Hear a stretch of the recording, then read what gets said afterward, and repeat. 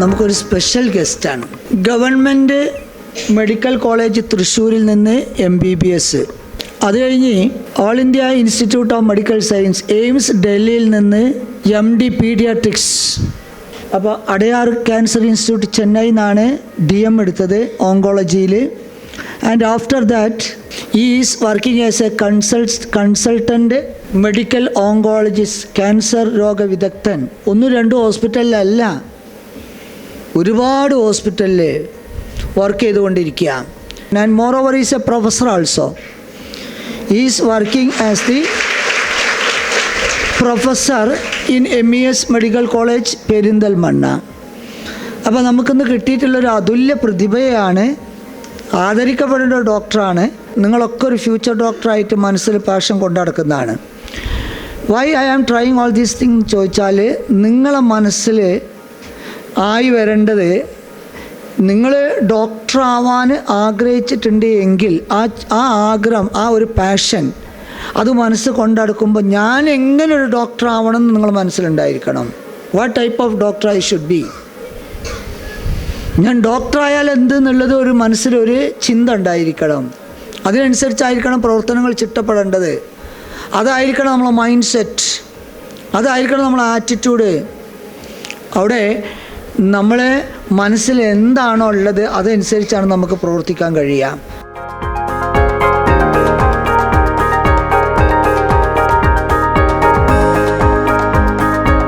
MBBSന് ചേരാൻ നിങ്ങൾ ഭയങ്കര ബ്രില്യൻ്റ് ആവണമെന്ന് യാതൊരു നിബന്ധനയില്ല. ഓൺലി തിങ് ഈസ് നിങ്ങൾ ഹാർഡ് വർക്ക് ചെയ്യാൻ തയ്യാറാവണം. കാരണം പെർസിസ്റ്റൻറ്റ് ഹാർഡ് വർക്ക് ഉണ്ടെങ്കിൽ നിങ്ങൾക്ക് എന്ത് ചെയ്യാം, ത്രൂ ഔട്ട് ദ MBBS എടുത്ത് ഏത് ഒരാൾക്കും ബ്രില്യൻ്റ് ആവുന്നത് എന്നുള്ളത്, നിങ്ങളൊരു എക്സ്ട്രാ ബ്രില്യൻ്റ് ആയിട്ടുള്ള ആളാണെങ്കിൽ ഒരു അഡീഷണൽ ബെനിഫിറ്റാണ്. പക്ഷേ നിങ്ങൾക്കൊരു ബേസിക് ആയിട്ടൊരു നല്ല ഡോക്ടർ ആവണം, ഒരു നല്ല കരിയർ ബിൽഡപ്പ് ചെയ്യണമെങ്കിൽ നിങ്ങൾക്ക് പെർസിസ്റ്റൻ്റ് വേണ്ട സംഗതി ഹാർഡ് വർക്കാണ്. അത് നിങ്ങളിപ്പം തന്നെ ശീലിച്ചു കഴിഞ്ഞാൽ നിങ്ങൾക്ക് എന്ത് ചെയ്യാൻ പറ്റും, ഒരു പരിധി വരെ സക്സീഡ് ചെയ്യാൻ പറ്റും ഈ ജേണി. നമുക്ക് പരീക്ഷ എഴുതുമ്പോൾ ബേസിക്കലി നമ്മളൊരു പ്രസൻസ് ഓഫ് മൈൻഡ്, അതായത് ആ ടൈം പീരീഡിനുള്ളിൽ അത്രയും ക്വസ്റ്റ്യൻസ് നമുക്ക് ഹാൻഡിൽ ചെയ്യണ്ടേ, അതിന് റെഗുലർ പ്രാക്ടീസ് വേണം. അതാണ് നിങ്ങൾക്ക് ഇവിടുന്ന് കിട്ടുന്ന ട്രെയിനിങ്. ബേസിക്കലി ആ ക്വസ്റ്റ്യൻ പാറ്റേണിൽ നിങ്ങൾ ആ ലിമിറ്റഡ് ടൈമിൽ നിങ്ങൾക്ക് ആ ചിന്തിച്ചിട്ട് ആ പ്രഷറിൽ നിങ്ങൾക്കത് ഹാൻഡിൽ ചെയ്യാൻ പറ്റും. MCQ അറ്റംപ്റ്റ് ചെയ്യാന്നുണ്ടെങ്കിൽ ഒരു ആർട്ടാണ്. ആ ആർട്ട് മാസ്റ്റർ ചെയ്യാൻ പറ്റണം.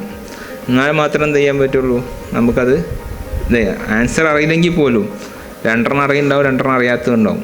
അതിൽ ഈ 2 അറിയാത്തതിനെ നമുക്ക് എങ്ങനെ സോർട്ട് ചെയ്തിട്ട് അതിൽ നിന്ന് ഒരു മാർക്ക് വാങ്ങിയാന്നുള്ളത് ഒരു ആർട്ടാണ്. അത് നിങ്ങൾക്ക് പരിശീലനത്തിൽ കൂടെ മാത്രമേ കിട്ടുള്ളൂ. അപ്പോൾ നമ്മുടെ ജീവിതത്തിലെ ഓരോ ഘട്ടത്തിലും നമുക്ക് ഓരോ മെൻറ്റേഴ്സ് ഉണ്ടാവും. ചെറുപ്പത്തിൽ അത് നമ്മളെ പാരൻസ് ആയിരിക്കും, പിന്നെ ചെറിയ ക്ലാസ്സുകളിൽ നമ്മുടെ ടീച്ചേഴ്സ് ആയിരിക്കും, വളർന്നു വരുമ്പോൾ നമ്മുടെ കൂട്ടുകാരികളാവാം, അല്ലെങ്കിൽ നമ്മുടെ സീനിയേഴ്സ് ആവാം. അപ്പോൾ അങ്ങനെ ജീവിതത്തിൻ്റെ ഓരോ ഘട്ടത്തിലും നമുക്ക് മെൻറ്റേഴ്സ് ഉണ്ടെങ്കിൽ മാത്രം എന്ത് ചെയ്യാൻ പറ്റുള്ളൂ, നമുക്ക് ഈ ചില ടേണിംഗ് പോയിൻ്റുകളിൽ എങ്ങനെ വഴി മാറി സഞ്ചരിക്കണം, എങ്ങോട്ട് തിരിയണം എന്നുള്ള ആ ഒരു തീരുമാനങ്ങൾ പലപ്പോഴും എടുക്കാൻ നമ്മളെ സഹായിക്കുക നമ്മളെ മെൻറ്റേഴ്സ് തന്നെയാണ്. അപ്പോൾ നിങ്ങൾക്ക് ഇവിടെ നല്ല മെൻറ്ററിങ് ഫെസിലിറ്റി ഉണ്ട്, ടീച്ചേഴ്സ് ഉണ്ട്, ഹമീദ് സാറെ പോലുള്ള വിദഗ്ധരായ ടീച്ചർമാരുണ്ട്, മാർഗദർശികളുണ്ട്. അപ്പോൾ ശരിക്കും പറഞ്ഞാൽ നമ്മൾ പുറത്തു പോയി പഠിക്കണം, എന്നാലേ നമ്മളെ ഔട്ട്ലുക്ക് മാറുള്ളൂ. കേരളത്തിൽ തന്നെ, കേരളം എന്ന 8 വട്ടത്തിൽ മാത്രം പഠിച്ചു കഴിഞ്ഞാൽ നമുക്ക് കുറേ ലക്ഷറീസ് ഉണ്ട് കേരളത്തിൽ. അപ്പം പുറത്ത് പോയി കഴിഞ്ഞാൽ നമുക്ക് കുറേ ആൾക്കാരെ കാണാൻ പറ്റും, പല വിധത്തിലുള്ള ആൾക്കാരെ, പല സംസ്ഥാനങ്ങളിൽ വന്ന ആൾക്കാരെ, പല ഭാഷക്കാരെ. അപ്പോൾ അവർക്കൊക്കെ ആക്ച്വലി അവരൊക്കെ തോട്ട് പ്രോസസ്സും ഇതൊക്കെ ഡിഫറെൻ്റാണ്. അപ്പോൾ നമ്മളൊരു വിശ്വപൗരം എന്നൊക്കെ പറയുന്നത് നമ്മളൊരു തിങ്കിങ് പ്രോസസ്സേ മാറും, മനസ്സിലായില്ലേ? അപ്പോൾ പറ്റുകയാണെങ്കിൽ നിങ്ങൾ പുറത്തൊക്കെ പോയിട്ട് പഠിക്കണം. കേരളത്തിൽ മാത്രം ആയിട്ട് പഠിക്കരുത്, അറ്റ്ലീസ്റ്റ് PGക്കെങ്കിലും നമ്മൾ പുറത്തേക്ക് പോകണം.